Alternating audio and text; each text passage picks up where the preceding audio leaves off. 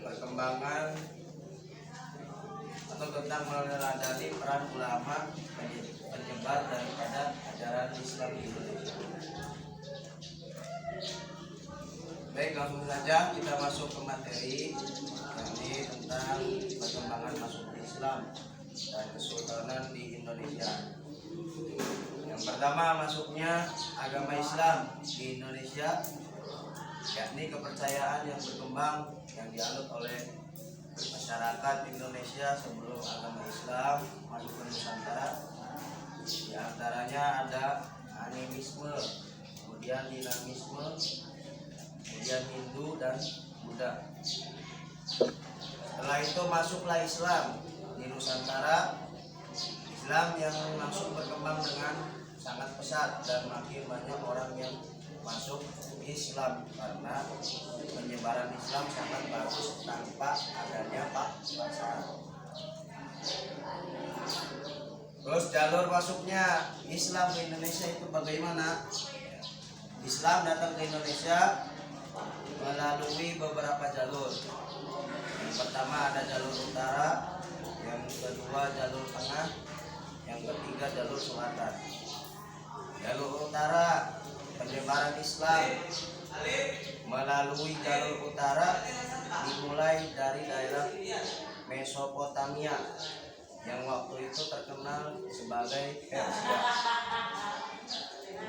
Menyebar ke timur melalui melalui semenanjung Arab, lalu khususnya di timur melalui jalan darat Afghanistan, Pakistan dan Gujarat. Kemudian melalui laut menuju Indonesia melalui jalur utara. Islam memperoleh unsur baru dengan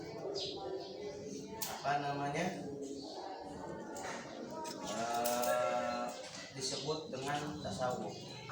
Ini cara untuk lebih mengenal dan mendekatkan diri kepada Allah Subhanahu wa Ta'ala.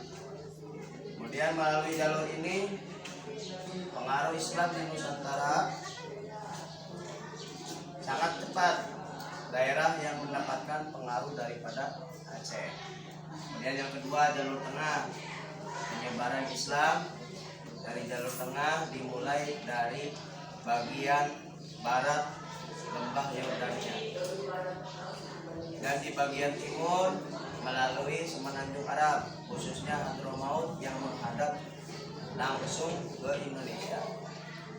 Penyebaran agama Islam ke Indonesia dari daerah semenanjung Arab lebih murni. Daerah yang merasakan pengaruhnya adalah daerah Sumatera Barat. Yang ketiga, jalur selatan.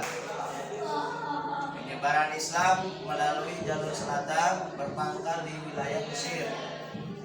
Penyebaran Islam melalui jalur ini memberikan pengaruh pada organisasi keagamaan yang kembali pada Al-Quran dan Hadis. Kemudian yang selanjutnya teori masuknya Islam di Nusantara. Yang pertama teori Gujarat, teori Tiongkok. Yang ketiga teori Persia. Yang keempat teori Mekah dan Arab. Tapi kita langsung ke perkembangan kesultanan di Indonesia. Yang pertama itu ada Kesultanan Samudra Pasai. Ini perkembangan ulama atau ajaran Islam di Indonesia dulu.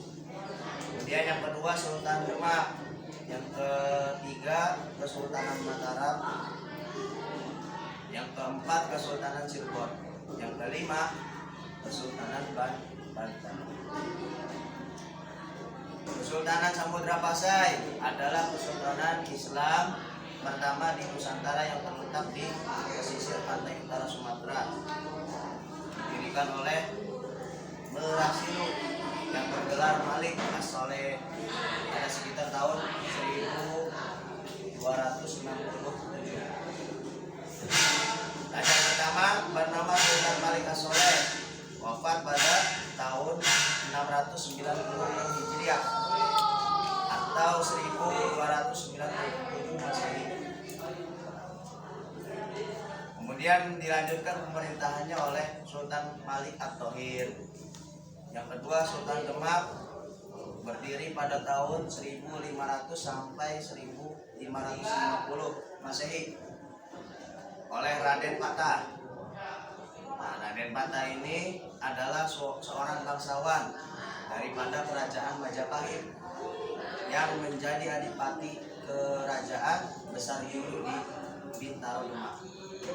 Atas bantuan daerah-daerah yang lainnya yang sudah lebih dahulu menganut Islam, Raden Patah secara terang-terangan memutus ikatan dengan Majapahit yang pada masa itu sedang berada di ujung kemunduran, dan ia mendirikan Kesultanan Islam dengan Demak sebagai ibu kota.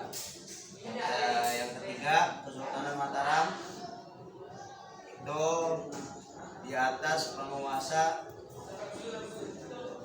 yang mana keinginannya untuk menjadi raja sebenarnya telah terpenuhi. Kerajaan menjadi corak agama Islam.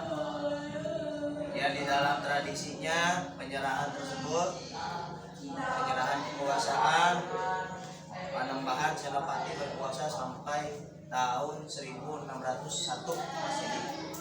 Sepeninggalnya ia digantikan oleh putranya yang bernama Seda Ing Rapiak yang perintah sampai tahun 1613 Masehi. Meninggalnya ia diganti oleh Rapiak, diganti oleh putranya Sultan Agung 1613 sampai 1646 Masehi. Yang keempat, Kesultanan Cirebon merupakan kesultanan Islam pertama di daerah Jawa Barat. Di Kesultanan Cirebon didirikan oleh Kanjeng Sunan Gunung Jati. Ia diperkirakan lahir pada tahun 1448. Ya. Wafat pada tahun 1568 Masehi dalam usia 120 tahun. Pertumbuhan dan perkembangan yang pesat pada Kesultanan Cirebon dimulai oleh Syekh Syarif Hidayatullah atau Sunan Gunung Jati. Sunan Gunung Jati kemudian diyakini sebagai pendiri dinasti raja-raja Kesultanan Cirebon, Kesultanan Banten, serta penyebaran agama Islam di Jawa Barat seperti Majalengka, Kuningan, Kawali, Galuh, Sunda Kelapa, dan Banten. Ya, yang terakhir, Kesultanan Banten, Sunan Gunung Jati menaklukkan Banten pada tahun 1525 Masehi, dan kemudian ia kembali ke Cirebon. Kekuasaan diserahkan kepada putranya yaitu Sultan Hasanuddin sebagai pemenang. Kemudian menikah dengan putri Demak dan diresmikan menjadi Panembahan Banten tahun 1552 Masehi.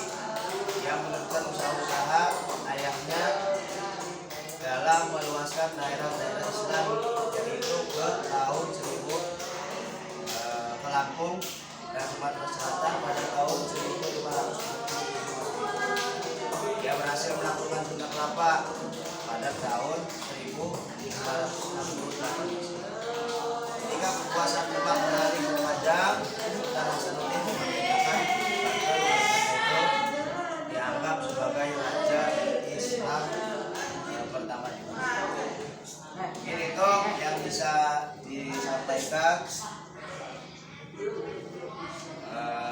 untuk materi hari ini tentang meneladani peran ulama di dalam menyebarkan ajaran Islam di Indonesia.